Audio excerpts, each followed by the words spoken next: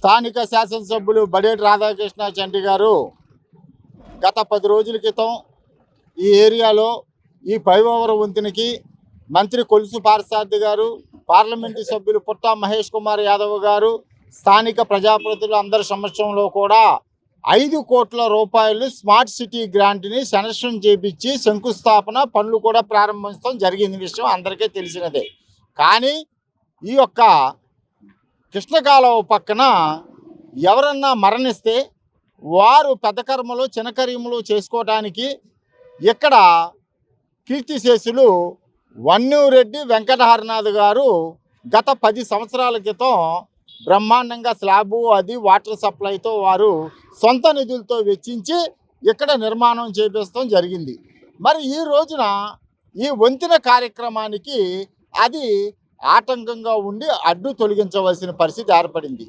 దాన్ని దృష్టిలో పెట్టుకుని స్థానిక శాసనసభ్యులు బడేటి రాధాకృష్ణ చంటి గారు అన్నాయి వాళ్ళని పిలిచి వాళ్ళ కుటుంబీకుల్ని మాట్లాడి ఈ వంతెన పని అయిపోయిన వెంటనే ఎలాగంటే అలాగ మనం ఆ యొక్క ప్లేసును చూసి ఆ కృష్ణకాలువ దగ్గరే ఆ యొక్క ఘాటు నిర్మిద్దామని చెప్పేసి అంటే పొద్దున్నే హరిబాబు గారి కుమారుడైన మహేష్ను పిలవటం, వాళ్ళ యొక్క సహచరుడైన దళపతిరాజుని పిలవటం, బలేవుడు అన్నాయి ఎమ్మెల్యే గారు చెప్పడం ఏంటి, ఇది మా అంతటి మేమే తొలగిద్దాం అనుకున్నాం, నిన్న గేట్లు అవి కూడా మేమే తీసుకెళ్ళాం, బ్రహ్మాండమైన పని కార్యక్రమం ఇది, పూర్తి సహాయ సహకారాలు మా అందిస్తామని చెప్పేసి అని ఈ రోజున అది తొలగిస్తాం కూడా జరిగింది.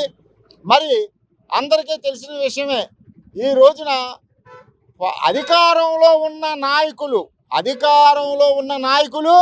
ఇప్పుడు ప్రతిపక్షంలో ఉండి ప్రజా సమస్యలు ఏం పట్టించుకోకుండా ఇంట్లో ఏసీల్లో కూర్చుని ఫోనుల్లో ఆ రోడ్డు శాంక్షన్ అయింది ఇంకా ప్రారంభించలేదేంటి, ఈ రోడ్డు శాంక్షన్ అయింది ఇంకా ప్రారంభించలేదేంటి అని అంటున్నారు.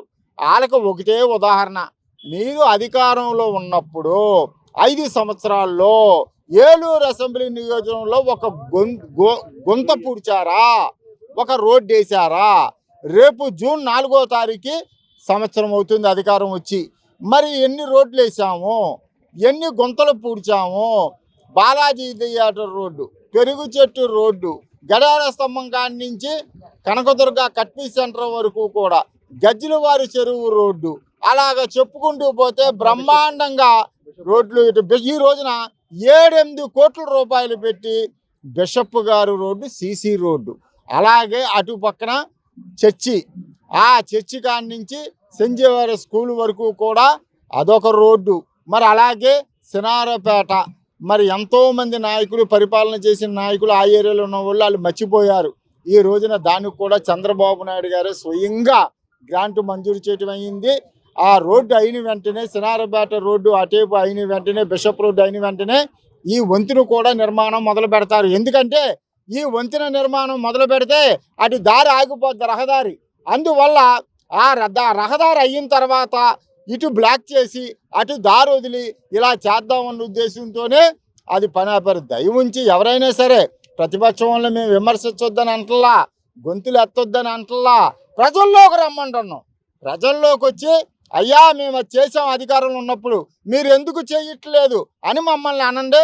మాకు కూడా కొద్దిగా రోషం ఉంటుంది, పౌరుషం ఉంటుంది, ఎదరికి దూకిస్తాం. మా ఎమ్మెల్యే గారిని, మా ప్రజాప్రతినిధుల్ని దూకిచ్చి బ్రహ్మాండంగా చేస్తాం. మరి ఈ రోజున ఇక్కడ అందరూ కూడా ఈ ఏరియా కార్పొరేటర్ గారు, డివిజన్ ఇన్ఛార్జి గారు త్రినాథ్ గారు, కో ఇన్ఛార్జి గారు అంజుబాబు గారు, ఇక్కడ చాలామంది డివిజన్లో వాళ్ళందరూ కప్ప ఉమేశ్వర మాజీ కార్పొరేటర్ పాముశాములు గారు అందరినీ కూడా వచ్చి ఈ రోజున మహేష్ అనే ఆయన్ని మేము ఈయన ఎలాగంటే అలాగా వంతెన నిర్మాణం పూర్తయిన తర్వాత ఎమ్మెల్యే గారి ఆదేశాలతో అది పూర్తిగా ఆ ఘాట్ నిర్మిస్తామని చెప్పేసి మేము సభాముఖంగా తెలియజేసుకుంటున్నాం.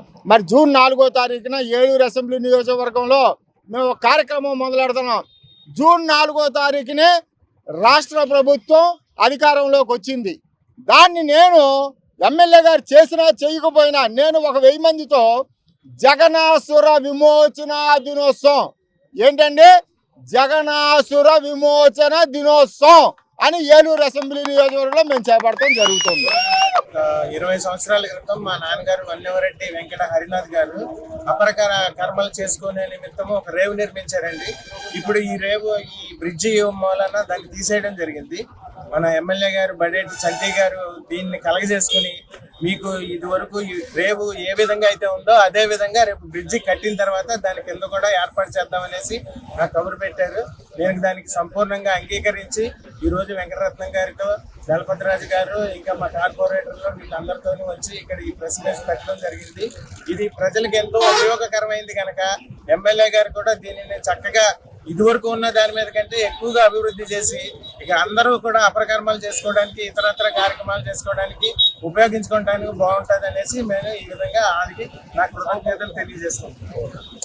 ఉమ్మడి ఆంధ్రప్రదేశ్ లో మొట్టమొదటిసారిగా ఏఐసిటిఈ అనుమతులతో స్థాపించబడిన మా విద్యా సంస్థ sir C R Reddy college of engineering Vatluru Eluru NBA మరియు నాక్ ఏ గ్రేడ్ తో మా ట్రిపుల్ డిపార్ట్మెంట్ లో అత్యుత్తమ ప్రమాణాలతో సుదీర్ఘ అనుభవం కలిగిన ప్రొఫెసర్లు స్టూడెంట్స్ యొక్క ఉన్నత భవిష్యత్తు ప్రధాన ప్రణాళికతో digital class room, digital library మరియు కంప్యూటర్ శిక్షణ నైపుణ్యంతో తరగతి గదులు, dual degree programs, triple honours and CSC minors program ని ఆఫర్ చేస్తున్నాము.